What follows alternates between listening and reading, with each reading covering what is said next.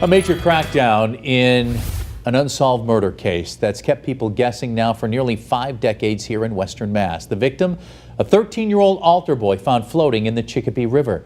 Good Monday evening, everyone. Thanks for joining us. I'm Chris Pisano. And I'm Jordan Jagalinzer. Now we're learning the Hampden District Attorney was preparing to make an arrest in the case last week, a former Catholic priest, but the priest died.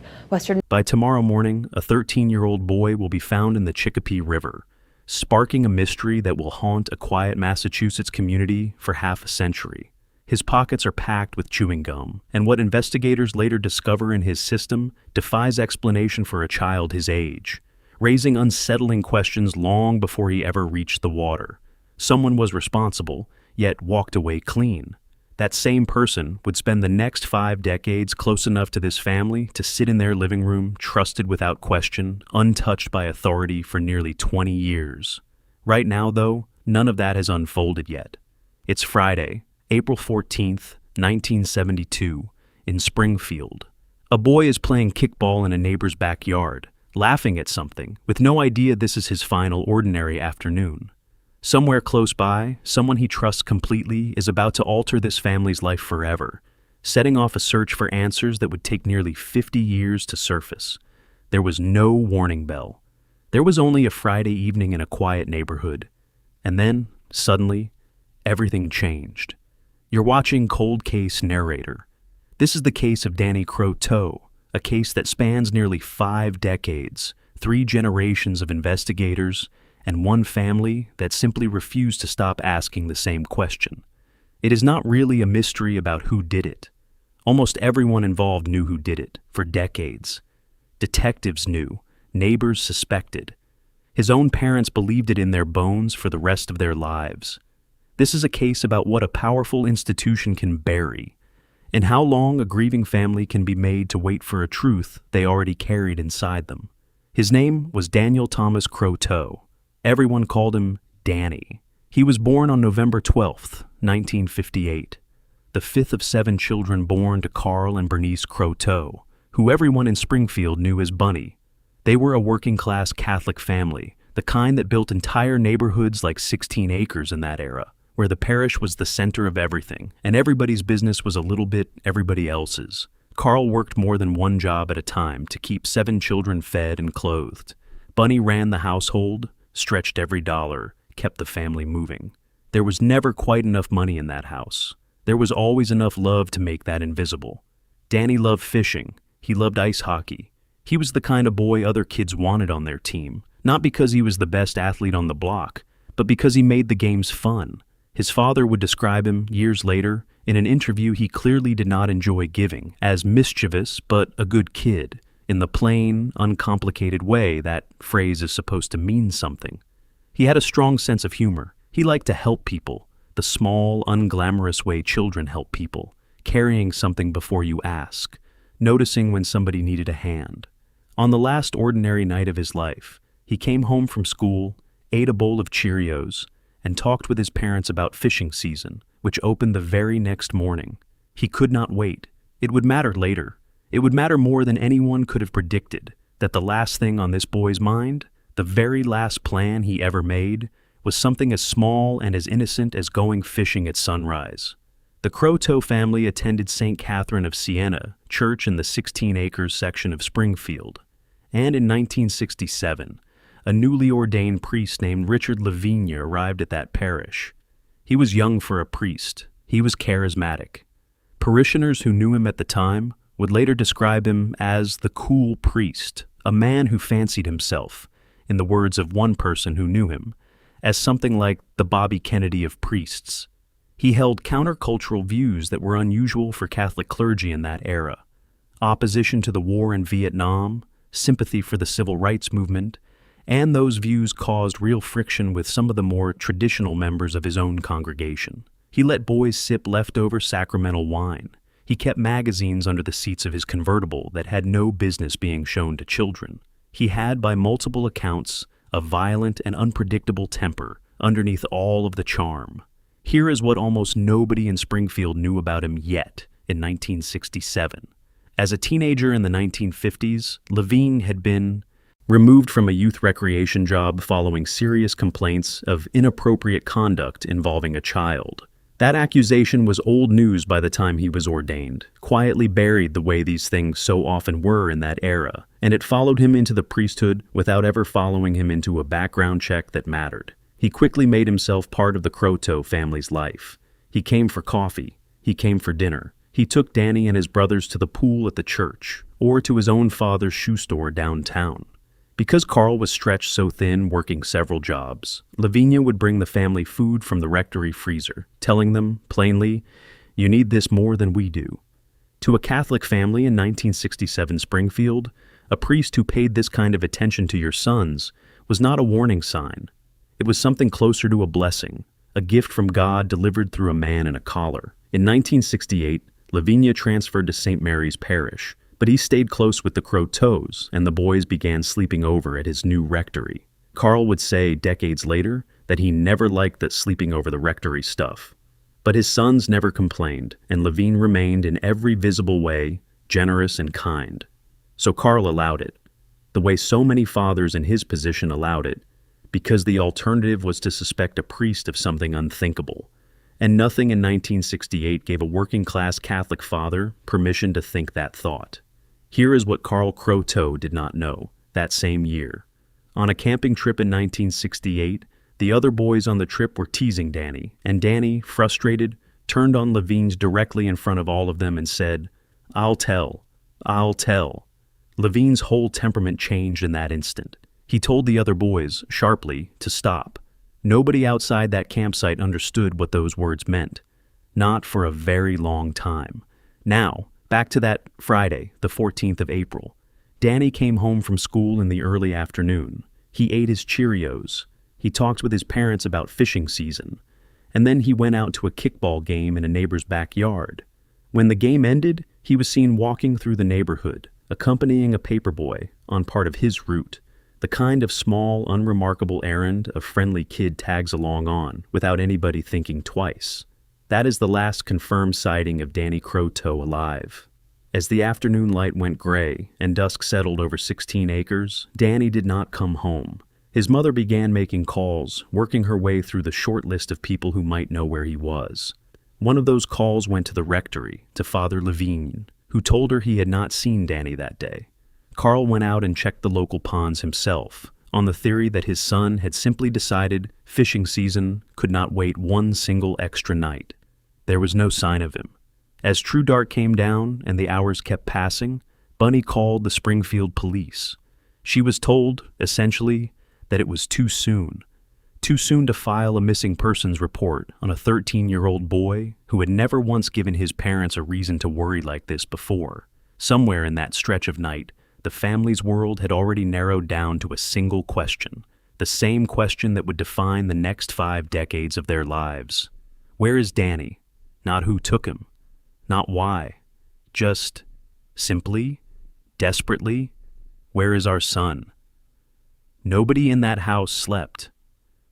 Early the next morning, a Chicopee patrolman named Burl Howard was near the Chicopee River, close to the Chicopee-Springfield line, when he found a body floating face down in the water. It was Danny. Officers went to the Croteau home to deliver the news no parent is ever prepared to receive. Carl was asked to come to the police station to give a statement. And in the fog of that morning, he made one specific request of the officers standing in his living room. He asked them to also bring in Father Levine so the priest could accompany the family through whatever was about to happen next. The police agreed. And in one of the coldest, quietest details in this entire case, one that would only make sense to the family decades later, after being questioned himself, it was Levine who was allowed to go and identify Danny's body at the funeral home. Not Carl, not Bunny, the priest. He would go on to recommend gently that the casket remain closed for the funeral so that the family would not have to see their son that way. The autopsy findings deserved to be heard plainly. Danny died from severe blunt force trauma to the head, caused by a heavy object. His blood alcohol level was measured at 0.18%, more than double what is legally permitted for an adult driver today. Both his stomach and his pockets were found to be full of chewing gum. There were no physical signs of sexual abuse found in the autopsy. That detail is part of the official record, and it deserves to be stated exactly as it is, without embellishment. What the physical evidence could prove that day, and what nearly everyone close to Danny came to believe about why he died, would turn out to be two very different things. Danny's funeral was held on April 18th. Lavigne visited the family's home once more afterward. It was the last time he would ever set foot there. 2 weeks later, he telephoned Carl and told him it would be best if he was not around the family anymore. Carl would say plainly, years afterward, "We didn't know what he was talking about." 10 days after that strange, unexplained phone call, a Massachusetts State Police lieutenant named James Fitzgibbons sat the Croteaus down in their own home and told them something that would define the rest of their lives. Father Richard Levine was the prime suspect in their son's murder. Carl noticed something in that moment that never left him. Lavigne had never once, not in the funeral home, not at the house, not on the phone, tried to tell the family he wasn't responsible. Here is what investigators in 1972 did not have that they would have today. Tire tracks found near the riverbank were washed away by rain before anyone could cast them. The only physical evidence that survived the scene was a single drinking straw found nearby. Levine was given a polygraph examination that same year.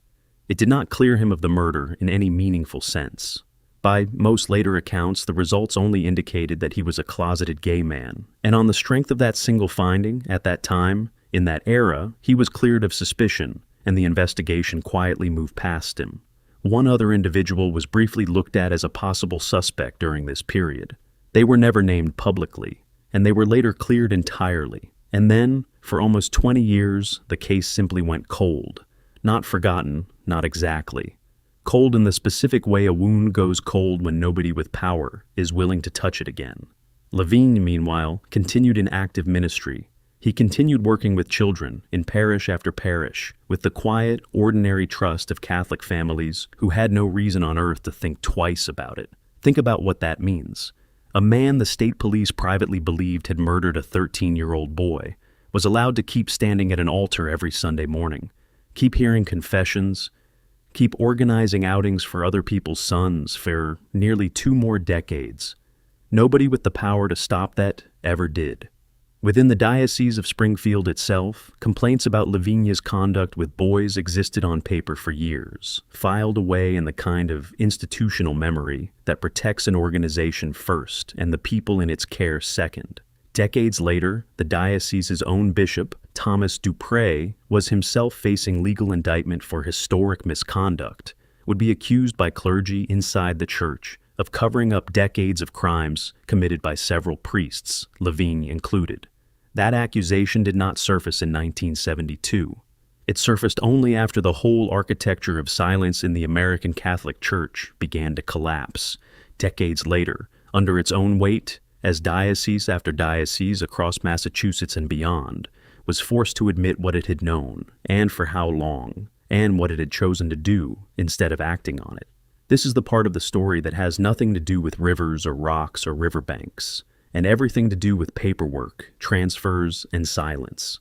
A parish reassignment moved a problem from one neighborhood to the next, the way a stain gets pushed around a tablecloth instead of washed out. Nobody in 16 acres in 1967 was handed a warning label along with their new priest. There wasn't one to hand out, not officially, not on any piece of paper a parent could have ever asked to see. In 1991, everything cracked open, though not because of Danny. Richard Lavigne was formally charged with multiple counts of felony assault and unlawful physical misconduct against 3 young victims during the 1980s. He pleaded guilty the following year. His sentence was probation and mandated psychiatric treatment, no prison time. He was ordered to register as a sex offender, and it would take until 2003 and sustained public pressure before the Vatican finally defrocked him. And here is the uncomfortable truth this case forces you to sit with. The moment Lavigne's other crimes became public, in 1991, investigators and ordinary people across Springfield immediately connected him back to Danny's murder 19 years earlier. It did not take new evidence to make that connection. It only took the permission finally to say what everyone had quietly suspected all along.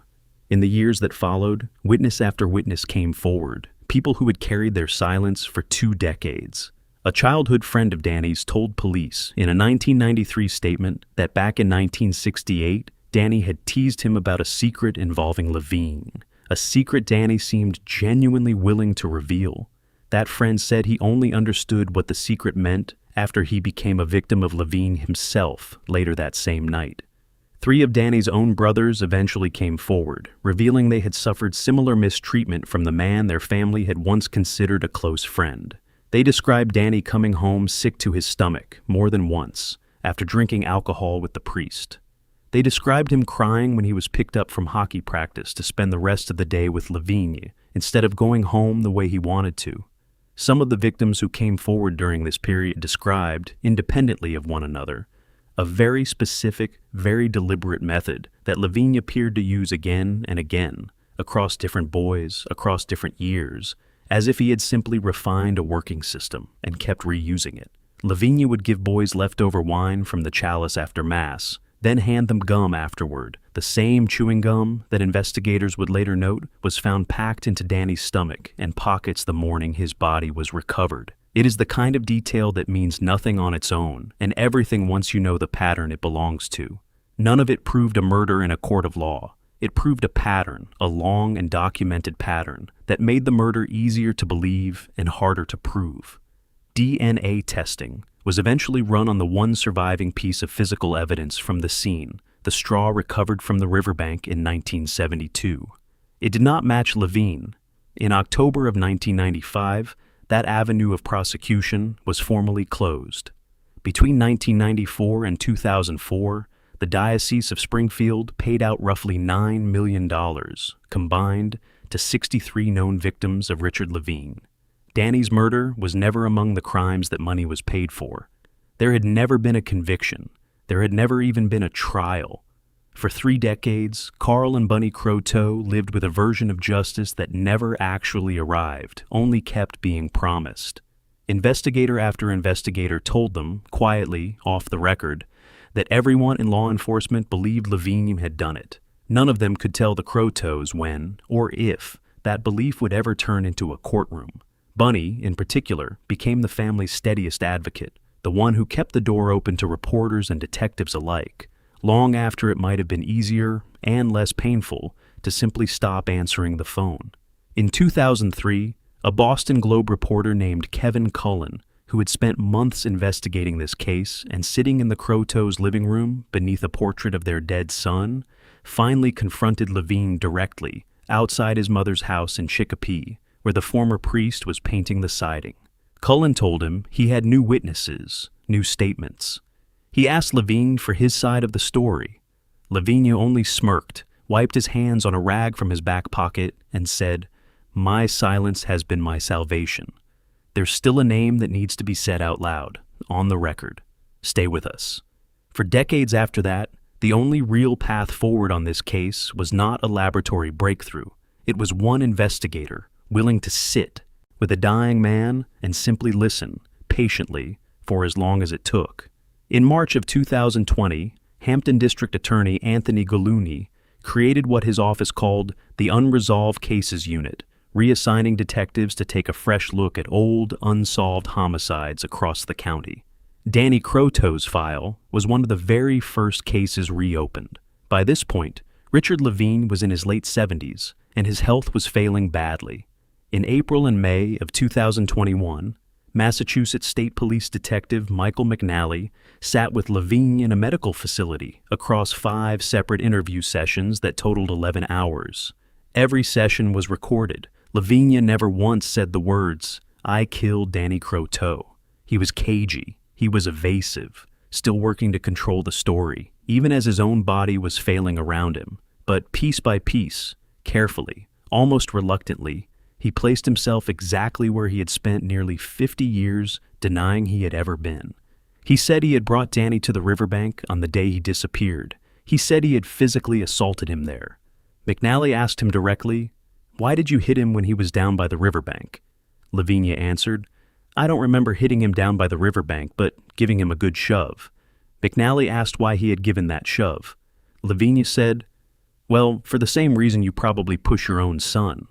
He said he left Danny there at the riverbank, came back a short time later, and saw the boy floating face down in the water. McNally asked what he had done after seeing the body. "I don't remember telling anyone," Lavinia said. "Did you tell the police?" "I don't believe I did." "I don't believe you did either," McNally replied. "Did you confide in any friends?"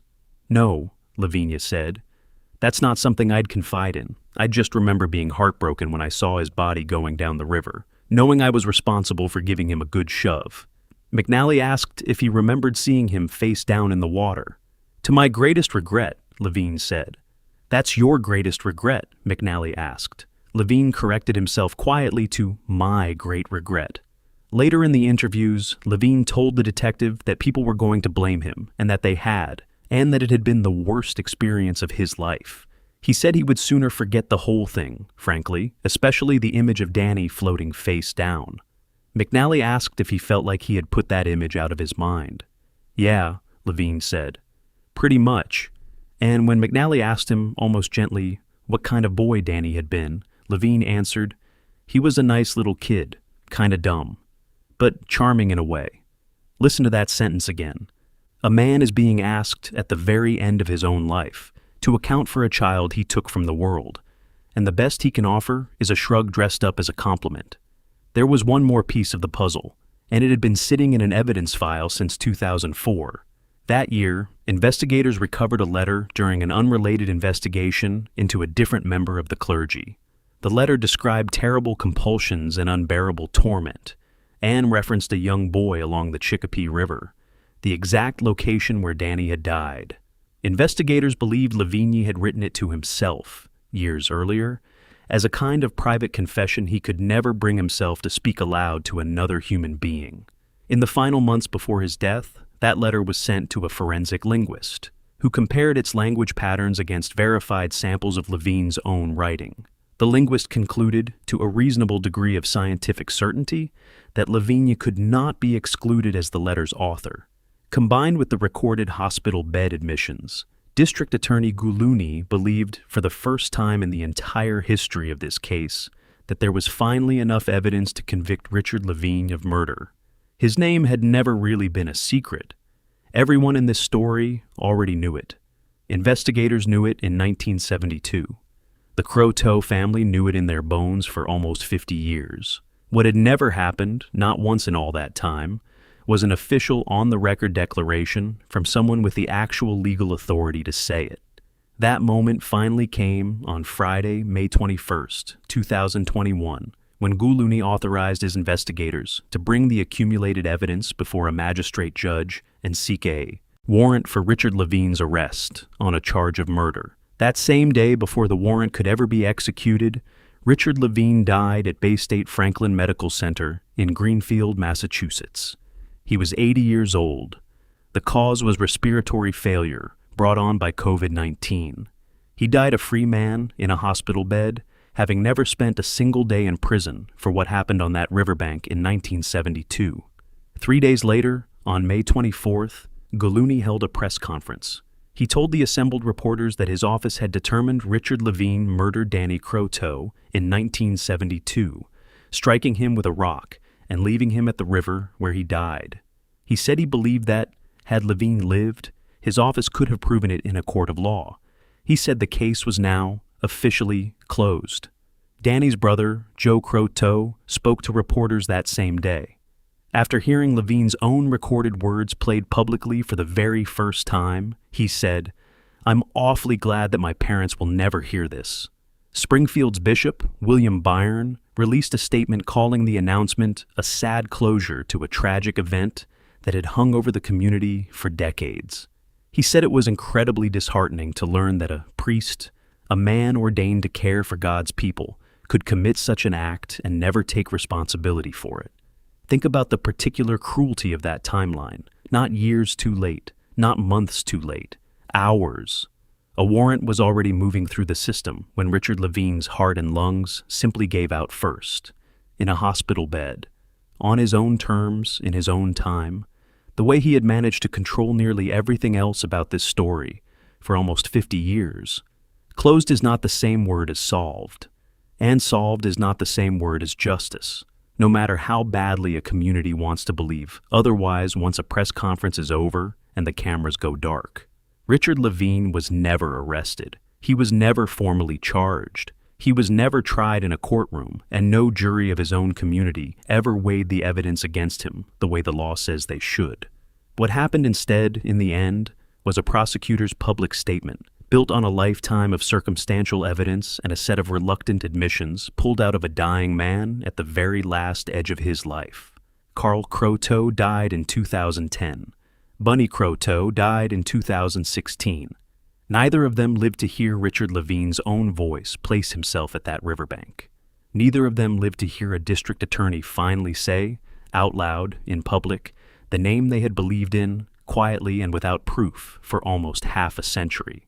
They spent the rest of their lives being told gently by one investigator after another that everyone in law enforcement believed Levine did it, but that there had never been quite enough to charge him. That is its own particular kind of grief, being right and unheard for 50 years.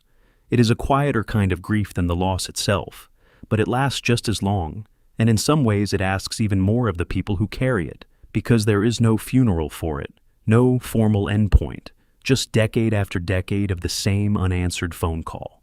He was 13 years old. He was the fifth of 7 children. He loved fishing, and he loved ice hockey. And on the last night of his life, he sat with his parents and talked about a fishing season that, for him, would never open. He was funny in the specific, unforced way that made other kids want him around. He was kind in the small, unglamorous ways that don't get written into official records, only remembered by the people who were there. Everyone who knew him reached for the same plain word to describe him: good. He trusted an adult he had been raised, his entire short life, to trust completely, without question, the way his whole community had been taught to trust that collar. He never got to grow into a teenager who complained about curfews. He never got to graduate, or to fail a class and recover from it, or to fall in love for the first time and have his heart broken. The ordinary way hearts are supposed to break, in classrooms and parking lots, not on riverbanks. He never got to become an uncle to his own siblings' children, or to sit at a Thanksgiving table as an adult, telling the story of some childhood mischief he'd finally been forgiven for. He should be 67 years old today. He might have had children of his own by now. He might have taken them fishing on some ordinary Saturday morning, exactly the way his own father once took him and told them, the way Carl Croteau tried to teach his own son what it looks like when a grown man finally decides to tell the truth. For anyone who wants to sit with this case longer than a single video allows, a full-length book exists called Death of an Altar Boy, tracing not just Danny's murder, but the wider culture of abuse and cover-up inside the Diocese of Springfield that made it possible. This channel does not take payment to mention resources like that. We mention it because some families deserve more than 15 minutes. Somewhere inside the Diocese of Springfield's own records are the complaints that were made about Richard Levine, some of them reportedly predating his arrival at the Croteau family's parish altogether. What exactly those files say, who exactly they name, and how much of that information was known and sat on before Danny Croteau ever climbed into Levine's car for the last time, has never been fully open to the public. Richard Levine is dead now, and whatever else he knew died with him, in a hospital bed, on his own schedule, exactly the way he seemed to manage almost everything else about this case for nearly 50 years. The paperwork isn't dead. It is still sitting somewhere, in a filing cabinet or a records room, waiting for someone with the authority and the will to finally open it all the way. If this case stayed with you, hit like, subscribe, and tell us which moment landed hardest for you. We'll see you in the next one. No case stays cold forever.